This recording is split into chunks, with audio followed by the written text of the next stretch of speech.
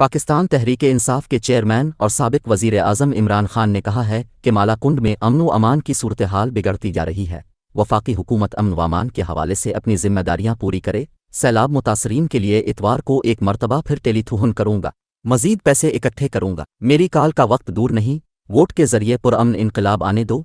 मुझे खौफ है अगर पुरअमन इनकलाब का दरवाज़ा रोका तो फिर खेल सबके हाथ से निकल जाएगा, फिर मुल्क को नुकसान होगा। पाकिस्तान तहरीक-ए-इंसाफ के जलसे से खिताब करते हुए साबिक वज़ीर-ए-आज़म ने कहा कि 4 सद्दा वालों अपने मेरे साथ हकीकी आज़ादी के लिए निकलना है। जब काल दूंगा अपने मेरे साथ निकलना है। हमें अपने नबी की सीरत के मुताबिक चलना होगा।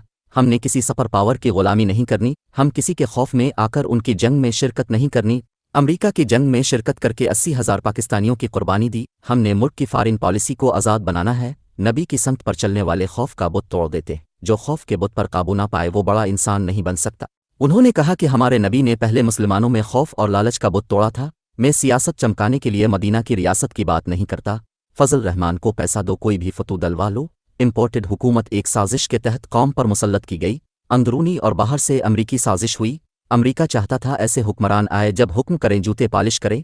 वज़ीर-ए-आज़म दुनिया में हाथ फैला रहा है, शर्म नहीं आती। शहबाज शरीफ कहता है मानने के लिए नहीं आया, मजबूर हूँ। पीटीआई चेयरमैन का कहना था कि नवाज शरीफ ओबामा के सामने खौफजदा होकर बैठा था, कहीं गलती ना हो जाए। इस तरह के लोगों ने हमें दुनिया में शर्मिंदा कराया। हमने इसी पाकिस्तान को एक अजीम कौम बनाना है। पूरी दुनिया में सब पासपोर्ट की इज्जत कराएंगे। ये कहते हैं हमारी हुकूमत बारूदी सुरंगें बिछा कर गई। हमने 2018 में इक़्तिदार संभाला तो बैरूनी खसारा $20 अरब था। हमने 9 अप्रैल को हुकूमत छोड़ी तो बैरूनी खसारा $16 अरब और आमदनी $31 अरब थी। कोरोना के बावजूद रिकॉर्ड एक्सपोर्ट हो रही थी। हमारे दौर में 4 फसलों की रिकॉर्ड पैदावार हुई। हमारे दौर में रिकॉर्ड एक्सपोर्ट हुई। जब ये हुकूमत छोड़ कर गए तो खसारा और आमदनी भी कम थी। जब मुल्क 17 साल बाद तरक्की कर रहा था तब उन्होंने हमारी हुकूमत गिराई। उन्होंने साजिश के जरिए हमारी हुकूमत गिराई। इमरान खान का कहना था कि बिलावल भुट्टो जरदारी ने कानपी टांगने वाला मार्च और फजल और रहमान ने महंगाई मार्च किए। जब चोरों ने हुकूमत गिराई तो मेरे या किसी वजीर के खिलाफ कोई करप्शन केसेस नहीं था। उन्होंने इक़्तिदार में आकर चोरी किया हुआ 1100 अरब मुआफ़ करा लिया। शहबाज शरीफ, हमजा शहबाज को 16 अरब के केस में सज़ा होना थी। केस के 4 गवाहान हार्ट अटैक से मर गए। जब इन्वेस्टिगेशन होगी तो पता चलेगा उन्हें मरवाया गया। उन्होंने मजीद कहा कि अदम एतमाद के दौरान डॉलर 178 और आज डॉलर 236 रुपए तक चला गया। पाकिस्तान का रुपया 30% गिर गया है। चोरों की बैरून मुल्क दौलत में 30% इजाफा हुआ। कभी इस जमात को वोट न देना जिन लीडरों की जायदाद बिजनेस बैरून मुल्क हो। अगर अल्लाह ने अगली बारी दी तो जिसकी दौलत बैरून मुल्क हो उसे वजीर नहीं बनाऊंगा।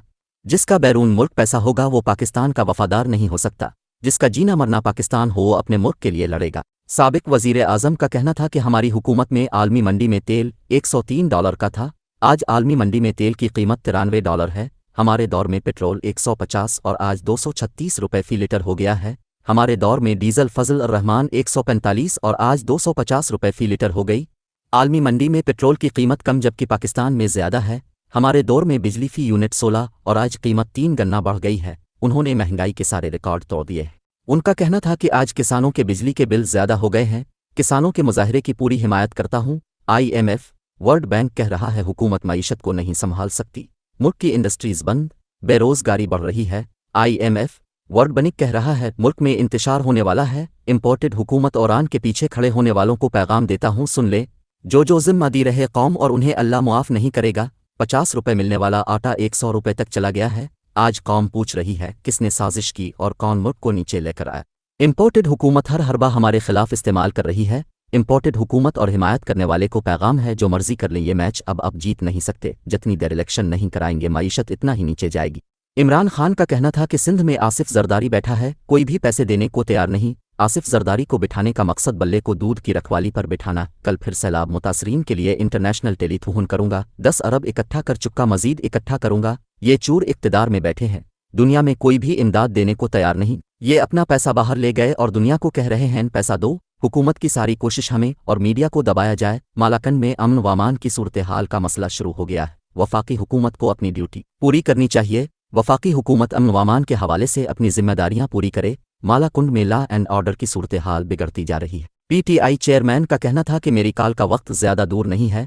चोरों की वजह से मुल्क दलदल में डूबता जा रहा है। दलदल से निकलने का सिर्फ एक रास्ता, साफ और शफाफ इलेक्शन कराए जाएं। सारी आवाम एक आवाज़ में कह रही है हमें इम्पोर्टेड हुकूमत मंजूर नहीं। कौम कह रही है इन चोरों को कभी तस्लीम नहीं करेंगे। वोट के जरिए पुरअमन इनकलाब आने दो। मुझे खौफ है अगर पुरअमन इनकलाब का दरवाज़ा रोका तो फिर खेल सबके हाथ से निकल जाएगा, फिर मुल्क को नुकसान होगा।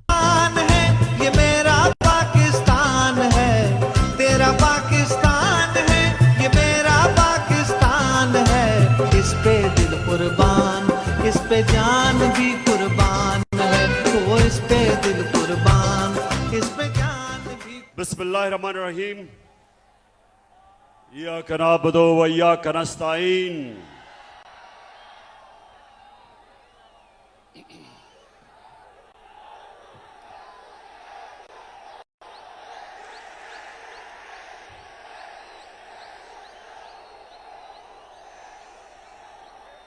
डीजल डीजल या मेलू? मेलू क्या है?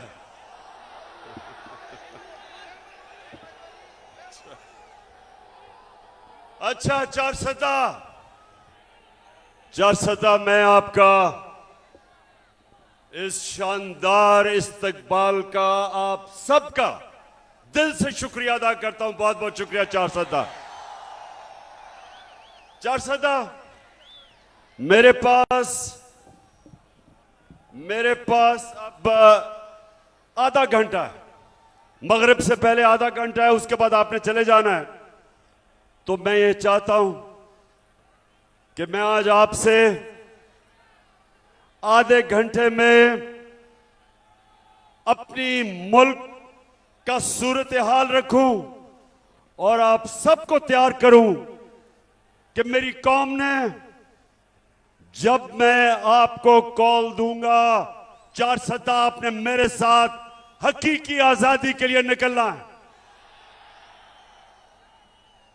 तो सबसे पहले चारसदा, सबसे पहले मेरा ये ईमान है, मेरी सियासत नहीं, मेरा ईमान है कि वो कौम, मुसलमान कौम, जब तक ला इलाहा इल्लल्लाह का मतलब समझती नहीं और अपने दिल में ला इलाहा इल्लल्लाह को नहीं जानती, वो कौम हकीकी तौर पे आजाद नहीं हो सकती। जब तक वो जो अल्लाह से दावा करती है कि अल्लाह तेरे सिवा हम किसी के सामने नहीं झुकेंगे, ये दावा होता है आजादी का। और दूसरा कि जब तक एक कौम मेरे नबी सल्लल्लाहु अलैहि वसल्लम की सीरत पे नहीं चलती, उनकी सुन्नत पे नहीं चलती, वो ज़हनी तौर पे आजाद नहीं होती, उसका किरदार ठीक नहीं होता। जब तक वो सीरत नबी पे नहीं चलती, मेरे नबी की सुन्नत पे नहीं चलती, अंदरूनी तौर पे वो कौम आजाद नहीं होती। तो ये मेरा ईमान है कि हमने पाकिस्तानियों अपने आप को ला इलाहा इल्लल्लाह से आजाद करना है। किसी सुपर पावर की गुलामी नहीं करनी, किसी के खौफ से उनकी जंग में शिरकत नहीं करनी। जो पख्तूनख्वा ने सबसे ज्यादा कुर्बानी दी कि हमारा हुक्मरान खौफजदा होके हमें उसने अमरीकनों की जंग में शिरकत करवा के 80,000 पाकिस्तानियों की कुर्बानी दी, जिधर पख्तूनख्वा ने सबसे ज्यादा कुर्बानी दी। तो जो मैं आजादी की बात करता हूं, हम फैसले अपने मुल्क के लोगों की मफादात के लिए करेंगे, अपनी कौम को किसी और मुल्क के फॉरेन पॉलिसी के लिए कुर्बान नहीं करेंगे। यह है आजादी। और दूसरी चीज, कुरान में अल्लाह कहता है जो लोग ईमान ले आए अल्लाह उनके खौफ दूर कर देता है। जो मेरे नबी सल्लल्लाहु अलैहि वसल्लम की सुन्नत पे चलते हैं, ज़हनी तौर पे आजाद हो जाते हैं, खौफ का बुत तोड़ देते हैं। और जब तक एक इंसान अपने खौफ के ऊपर काबू नहीं पाता, वो बड़ा इंसान नहीं बनता। यहां बड़े नौजवान हैं, नौजवानों,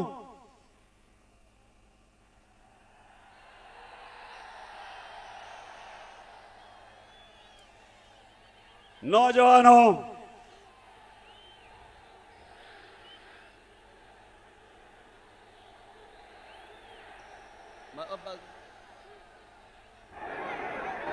नौजवानों, मैं जब क्रिकेट खेलता था, जो आप खेलते होंगे, कभी ये याद रख लें, कभी कोई क्रिकेट की तारीख में बड़ा बैट्समैन नहीं बना जो तेज बॉलर से डरता था, और कभी कोई ऐसा बड़ा बॉलर नहीं आया जो मार खाने से डरता था बैट्समैन से, और कभी कोई बड़ा कप्तान नहीं आया जो हारने से डरता था। जो भी इंसान बड़ा इंसान बना है, अपने खौफ के ऊपर काबू पाता है। और मेरे नबी सल्लल्लाहु अलैहि वसल्लम ने मदीना की रियासत में वो लोग जिनकी हैसियत नहीं थी, उनको उन्होंने दुनिया की इमामत करवाई। उनके ये खौफ का बुत तोड़ा, पैसे का बुत तोड़ा, लालच का बुत तोड़ा, इंसानों को इकबाल का शाहीन बना दिया। तो ये सबसे पहले नौजवानों, मेरा पहला आज जो मैं आपके पास आया हूं, हमेशा ये मेरी बात याद रखना कि जब एक कौम उठती है,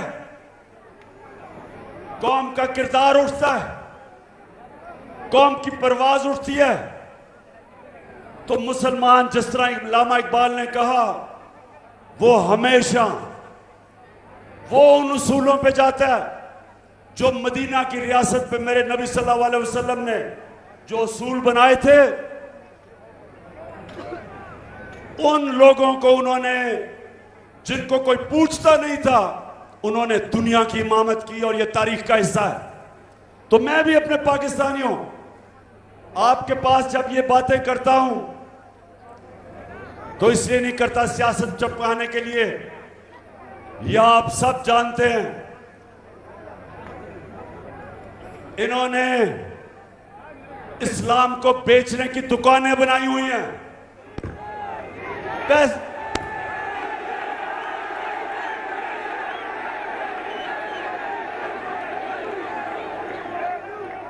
फजलुर रहमान को पैसा दो, कोई भी फतवा डलवा लो।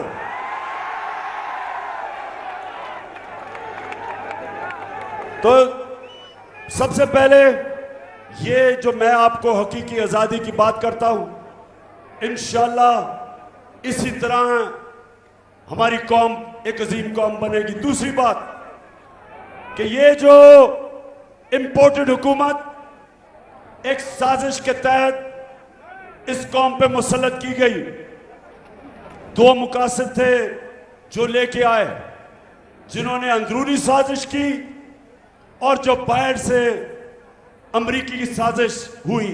दो मकासद थे।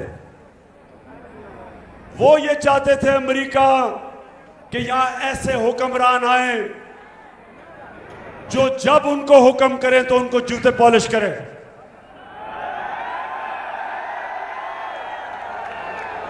जो हाथ फैला के बेकारियों की तरह दुनिया में, सारी दुनिया में फिरे, अब खुद तो शर्म नहीं आती, कौम को भी शर्मिंदा करवाएं।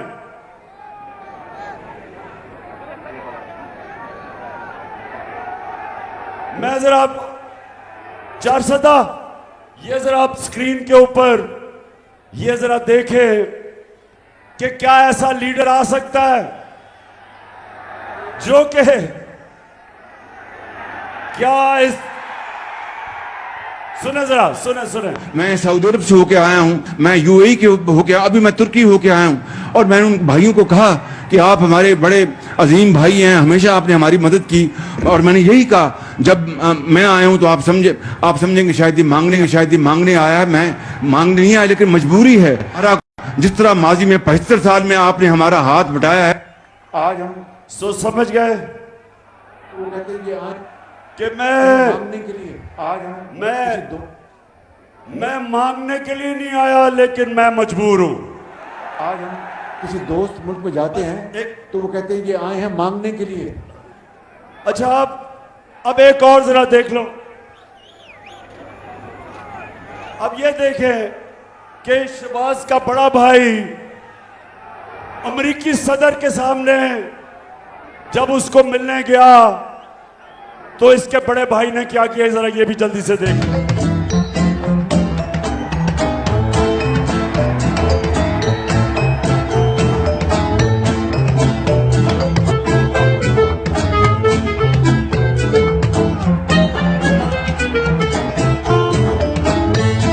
I thank you once again and look forward to welcoming you and Mr. Obama and Mrs. Obama in Pakistan.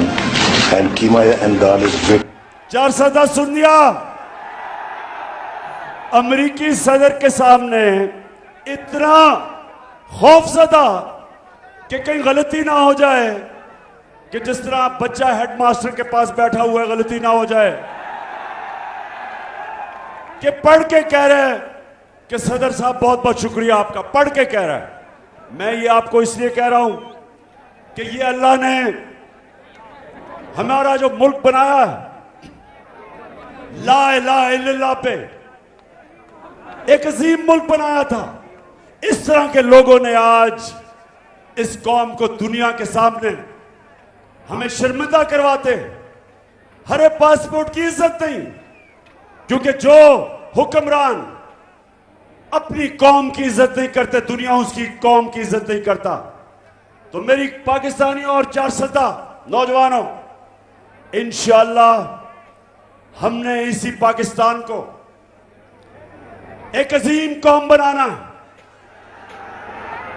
और इसी कौम को, यही पाकिस्तानियों को इंशाअल्लाह एक वो कौम बनाना है कि जब यहां 410 के नौजवान दुनिया में कहीं बाहर, कहीं भी बाहर जाएंगे, लोग उनको देख के कहेंगे कि ये पाकिस्तानी आ रहा है, ये है पाकिस्तानी। जिस तरह एक दफा जब पहली दफा मुसलमान ताजर गए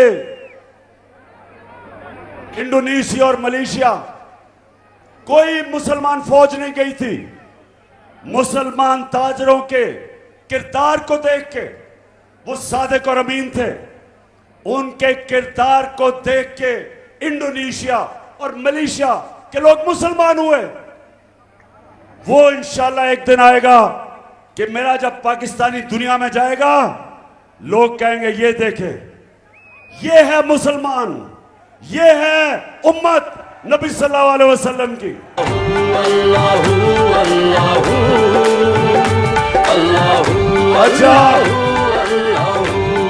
अच्छा, सूरज नीचे जा रहा है, आप जरा सुने। जब से ये हुकूमत आई है, 410 जरा गौर से सुने। मैं बाद में ये पहली दफा मैंने मेलू सुना है, बाद में। अच्छा जी, 410 जब ये हुकूमत आई, ये जरा आपने गौर से सुनना है। बाशऊर नौजवानों, यहां गौर से अब मेरी बात सुनो। इस हुकूमत ने कहा कि हमारे सारी मुश्किलात इसलिए हैं कि ये इमरान खान बारूदी सुरंगें छोड़ के चला गया है, मुल्क का दिवालिया निकाल के चला गया। ये जरा आप सुन लें। अब आप अपने मोबाइल फोन के ऊपर चेक कर सकते हैं कि मैं जो कह रहा हूं वो ठीक है या गलत है। अब तो बहुत आसान है, आपके मोबाइल फोन के ऊपर आप ये सारा चेक कर सकते हैं कि जो मैं आपको अभी बताने लगा वो ठीक है या नहीं। जब हम हमें हुकूमत मिली 2018 में, ये गौर से सुनना है नौजवानों, मेरा काम है आपको तरबियत करना। जब हमें हुकूमत मिली, पाकिस्तान का जो खसारा था, बैरूनी खसारा $20 अरब, पाकिस्तान की तारीख का सबसे बड़ा खसारा। और खसारे को जो आमदनी थी, जो खसारे को खत्म करना था, एक्सपोर्ट्स पाकिस्तान की 2018 में, याद रखिए, मोबाइल पे चेक करें, $24 अरब। और जो बाहर से हमें पैसा आता था बैरून मुल्क पाकिस्तानियों को, वो $19 अरब था। $24 अरब एक्सपोर्ट, $19 अरब बैरून मुल्क पाकिस्तानियों का पैसा, और खसारा $20 अरब था। जब हम 9 अप्रैल को हुकूमत छोड़ के गए तो पाकिस्तान का खसारा $16 अरब था, बैरूनी खसारा। $16 अरब का खसारा, और आमदनी हमारी बैरून मुल्क पाकिस्तान की जो रेमिटेंसेस थी वो $19 अरब से गई $31 अरब, $12 अरब बढ़ गई। और एक्सपोर्ट्स $24 अरब से $32 अरब पे गई। रिकॉर्ड एक्सपोर्ट्स की हमने। इसका मतलब कि जब ये छोड़ के गए थे, हमारा खसारा भी बढ़ा, हमारी आमदनी भी कम, और जो हमारे रिजर्व्स थे, जो आपके रुपए को गिरने से रोकते हैं, हमारे रिजर्व्स जब ये छोड़ के गए थे $9 अरब थे। हम जब छोड़ के गए थे, छोड़ के नहीं, जब हम वोट ऑफ नो कॉन्फिडेंस जब इन्होंने दर्ज करवाया तो $16 अरब के रिजर्व्स थे। ये छोड़ के गए 9 अरब, हम 16 अरब के छोड़ के गए। यानी कि हम बेहतर माइशत छोड़ के गए, उसके बावजूद कि 2 साल सारी दुनिया में कोरोना की वबा थी, सारी दुनिया में जिसने तबाही मचाई, उसके बावजूद हमारी रिकॉर्ड एक्सपोर्ट्स, हमारी रिकॉर्ड रेमिटेंस, सबसे ज्यादा पाकिस्तान तारीख का हमने टैक्स का पैसा इकट्ठा किया, 6100 अरब रुपया रिकॉर्ड टैक्स कलेक्शन। 4 फसलें पाकिस्तान की पिछले हमारे 2 सालों में रिकॉर्ड 4 फसलों की पैदावार हुई। और सुने जरा, 4 सदा समझ रहे हो मैं क्या कह रहा हूं? हम वो पाकिस्तान छोड़ के गए साजिश से। इन्होंने जब हमारी हुकूमत कराई तो 17 साल के बाद पाकिस्तान की जो माशत थी, जो हमारी दौलत में इजाफा था, जो इकोनॉमिक ग्रोथ थी, वो 17 सालों के अंदर सबसे बेहतरीन परफॉर्मेंस हमारी आखिरी 2 साल गवर्नमेंट की थी। तब इन्होंने साजिश करके हमारी हुकूमत कराई, और जब से इन्होंने हुकूमत कराई है, इन्होंने ये कहा कि जनाब बड़ी महंगाई कर दी। वो बिलावल कांपे टांगने वाली हुए ने मार्च कर दी। फजलुर रहमान ने 2 धरने दे दिए महंगाई पे।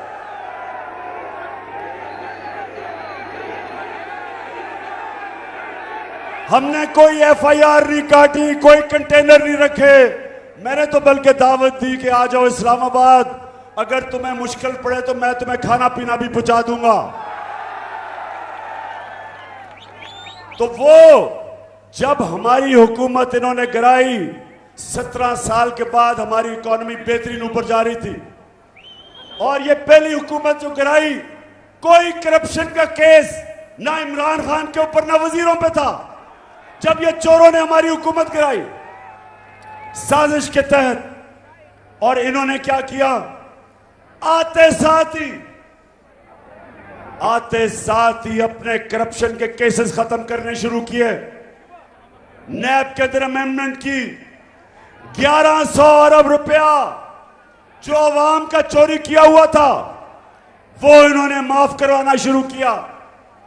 अभी पता चला कि रमजान शुगर मिल शहबाज शरीफ की वो भी अब करप्शन का केस माफ हो रहा है। एफआईए के अंदर शहबाज शरीफ और इसके बेटे को सजा होनी थी। 16 अरब रुपया एफआईए का नौकरों के नाम पे लिया जो एफआईए ने पकड़ा। 4 गवाह 2 महीने में मर गए। एक इन्वेस्टिगेटर एफआईए का वो मर गया। सब हार्ट अटैक से मर गए।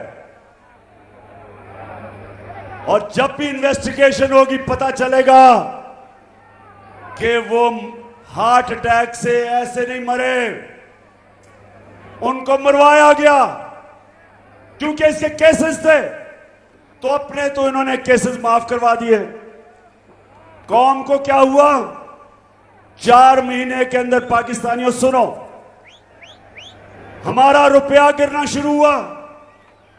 नो कॉन्फिडेंस जब थी तो 178 रुपए का डॉलर था, आज 236 रुपए पर डॉलर चला गया। 30%। 400 जरा नौजवानों समझो बात, आपकी दौलत में 30% कमी हुई है। 30% रुपया गिरा। हम सबकी दौलत में 30% कमी हुई, लेकिन ये चोरों की जिनकी अरबों डॉलर मुल्क के बाहर पड़े हैं, इनकी दौलत में 30% इजाफा हुआ। इसलिए मैं आज अपनी सारी कौम को कह रहा हूं कि कभी मेरे पाकिस्तानियों, कभी उस जमात को वोट ना देना जिनके लीडरों के पैसे और जायदाद और बिजनेस मुल्क से बाहर हो। कभी उनको वोट ना दो, क्योंकि आज आपकी दौलत में कमी, रुपया गिर रहा है। 30% रुपया कम हुआ है और इनका जो बाहर पड़ा हुआ पैसा है उसमें 30% इजाफा हुआ है। इसलिए मैं भी फैसला किया, इंशाल्लाह अगर अगली बारी दी अल्लाह ने, मैं किसी को 410 सुनो जरा, मैंने किसी को वजीर नहीं बनाना जिसके पैसे और दौलत पाकिस्तान में से बाहर पड़े हों। जब तक एक सियासतदान के पैसे और दौलत मुल्क में नहीं पड़े, इसका मतलब वो पूरी तरह मुल्क से वफादार नहीं है। वो ये डर रहा है या तो चोरी का पैसा बाहर है, और या वो डर रहा है कि अगर मुल्क नीचे गया तो मेरा पैसा बाहर है, मैं बच जाऊंगा। मैं ये चाहता हूं कि जो भी अब क़यादत में आए उसका पैसा जीना मरना पाकिस्तान में हो, ताकि वो मुल्क के साथ ही नीचे जाए, वो लड़े अपने मुल्क के लिए।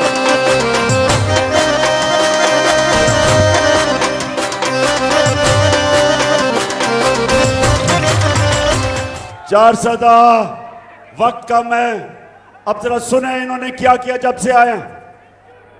हम जब सुने 400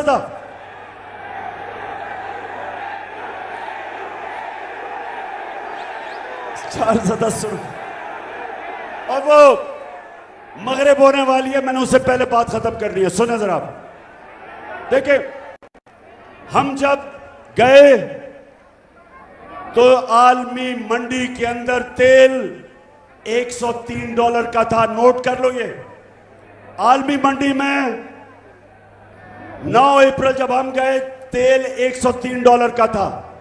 आज आलमी मंडी में तेल $93 का है, $10 कम हो गया।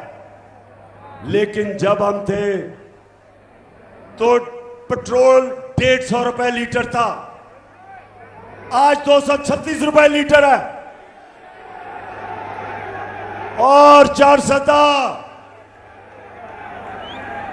फजल रहमान 145 रुपए लीटर था, आज फजल रहमान की कीमत 250 रुपए लीटर है। इसका मतलब 400, इसका मतलब कि आलमी मंडी में तेल की कीमत कम, पाकिस्तान के लिए तेल, डीजल और पेट्रोल की कीमत ज्यादा। बिजली, जो आज लोगों को बिजली के बिल आ रहे हैं, हम जब हुकूमत में थे 16 रुपए यूनिट थी बिजली की कीमत, आज 36 रुपए दुगनी हो चुकी है। आज टैक्स मिला के 50 रुपए यूनिट से ऊपर चली गई है, 3 गुना ज्यादा बढ़ गई है। ये आए थे महंगाई के ऊपर, महंगाई के सारे रिकॉर्ड तोड़ दिए इन्होंने। और फिर किसानों के लिए, जरा किसानों के लिए मैं बताऊं, हम जब थे 8.5 रुपए यूनिट था ट्यूबवेल के ऊपर बिल, 8.5 रुपए यूनिट, आज 36 रुपए यूनिट है, 3 गुना से भी ज्यादा, 3 गुना से भी ज्यादा ट्यूबवेल पे किसानों की कीमत बढ़ गई है। जो डीएपी था वो 8,000 रुपए, 8,000 रुपए पे था, अब 8,000 रुपए से 14,000 रुपए पे चला गया। पोटैश 4,000 रुपए थी, आज 16,000 रुपए चली गई।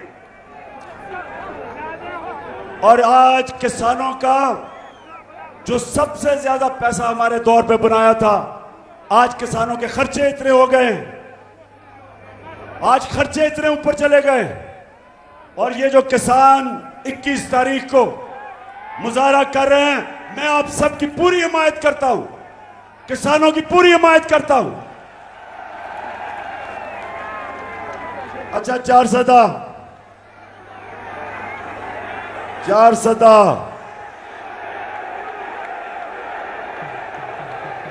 मैला या डीजल, क्या बात कर रहे हो? अच्छा, 400, 5 मिनट रह गए, सुने आप। हमने अपने मुल्क में गौर से जरा सुन लें, ये जो हुकूमत जिस तरफ जा रही है, आईएमएफ क्या कह रहा है, वर्ल्ड बैंक क्या कह रहा है, वो कह रहे हैं कि यह हुकूमत माइशत नहीं संभाल सकती। एक तरफ महंगाई इस्बान पे, और दूसरी तरफ हमारी सनत, हमारी इंडस्ट्री नीचे जा रही है, इंडस्ट्री बंद हो रही है, बेरोजगारी बढ़ रही है, किसानों की वैसे मुश्किलात है। आईएमएफ और वर्ल्ड बैंक कह रहा है, मैं नहीं कह रहा, वो कह रहे हैं कि पाकिस्तान श्रीलंका की तरह जा रहा है या मुल्क में इंतशार होने वाला है। और इसलिए मैं आज पैगाम देना चाहता हूं इनको, इस इंपोर्टेड हुकूमत को, और जो भी इस इंपोर्टेड हुकूमत के पीछे खड़े हैं, सुन लें, पहले तो एक अच्छी भली हुकूमत जो 17 साल के बाद सबसे बेहतरीन परफॉर्मेंस दे रही थी, पहले तो साजिश के तहत उस हुकूमत को गिराया। जो जिम्मेदार हैं, ना ये कौम भूलेगी उनको, और ना अल्लाह माफ करेगा। जो महंगाई में आज जो हमारी अवाम पिस रही है, आटा तकरीबन दुगना हो गया 5 महीने में। 50 किलो आटा जो होता था, आज वो 100 रुपए से ऊपर कराची में चला गया। चावल दुगने हो गए हैं कीमत उनकी। जो आम आदमी के लिए सब्जियां 50% उनकी कीमत बढ़ गई। तो सारी कौम आज पूछ रही है, कौन है जिम्मेदार इसका? किसने इस कौम को गिराया? कौन नीचे लेके आया? किसने साजिश की? और मेरा पैगाम ये इंपोर्टेड हुकूमत को है कि आज अगर आप ये समझते हैं कि हम हरबे इस्तेमाल करेंगे, एफआईआर काटेंगे हमारे कारकुनों के खिलाफ, एफआईआर करेंगे, मीडिया का मुंह बंद करेंगे, चैनल्स के खिलाफ एक्शन लेंगे, अच्छे अच्छे सहाफियों के खिलाफ उनके ऊपर जुल्म करेंगे ताकि मुल्क छोड़ के चले जाएं। मेरा आज इंपोर्टेड हुकूमत और जो लोग आपकी हिमायत कर रहे हैं सबको पैगाम है, आप जो मर्जी कर लें, ये अब मैच आप नहीं जीत सकते। ये मैच अब हार चुके हैं। जितनी देर आप इलेक्शन नहीं करवाएंगे, मुल्क की माइशत और तेजी से नीचे जा रही है। दुनिया, बाहर की दुनिया आपको पैसे देने के लिए तैयार नहीं है। सिंध के अंदर जो सैलाब आया, उमूमन सारी दुनिया आज मदद करे सिंध की, लेकिन सिंध में आसिफ जरदारी जब ऊपर बैठा है, कोई पैसे देने के लिए तैयार नहीं है। आसिफ जरदारी को पैसे देने का मतलब कि बिल्ले को दूध की हिफाजत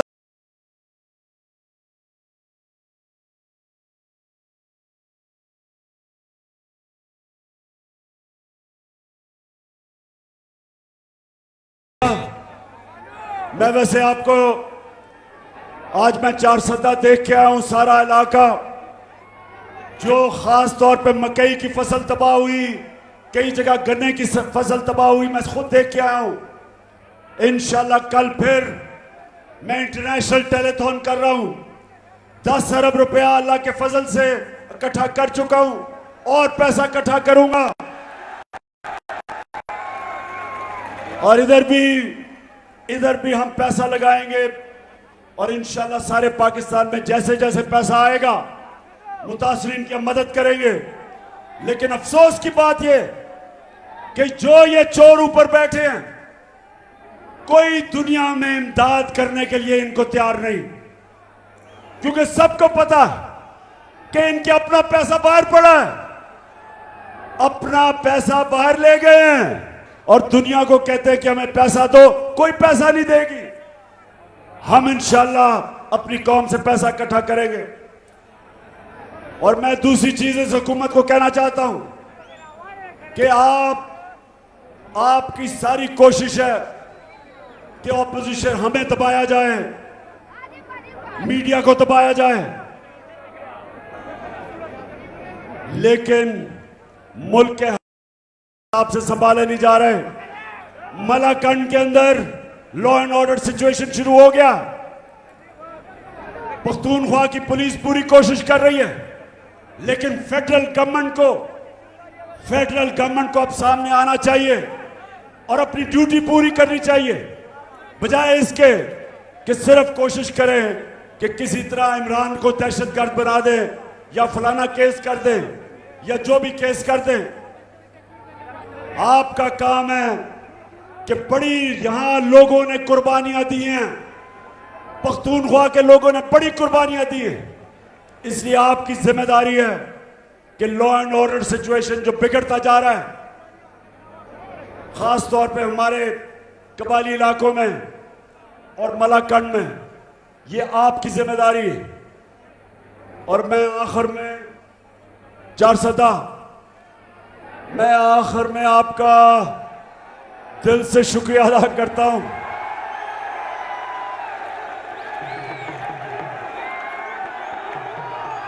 आपने सबने इंतजार करनी है, सबने इंतजार करनी है।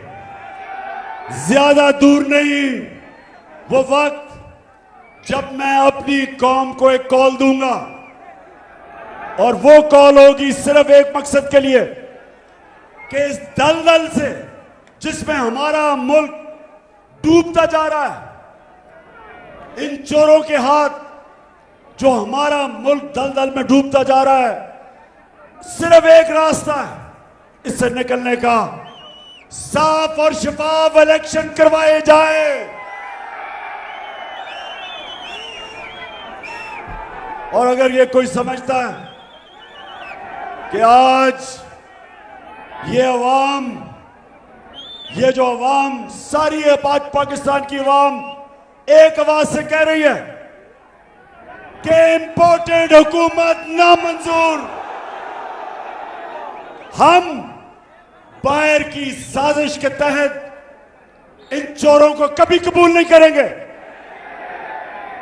एक आवाज से कौम कह रही है कि या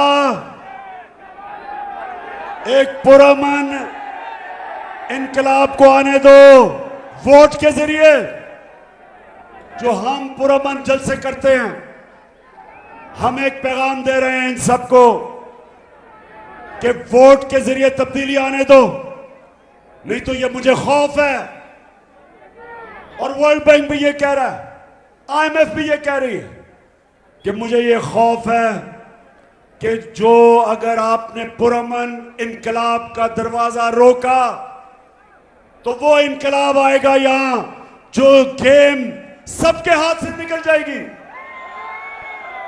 वो इनकलाब आएगा जो मुल्क को नुकसान पहुंचाएगा। और इसलिए अभी भी वक्त है और एक ही रास्ता है, एक ही रास्ता है साफ और शफाफ इलेक्शन का, और कोई दूसरा रास्ता नहीं है। और चार सदा आप वैसे इलेक्शन के लिए तैयार हो?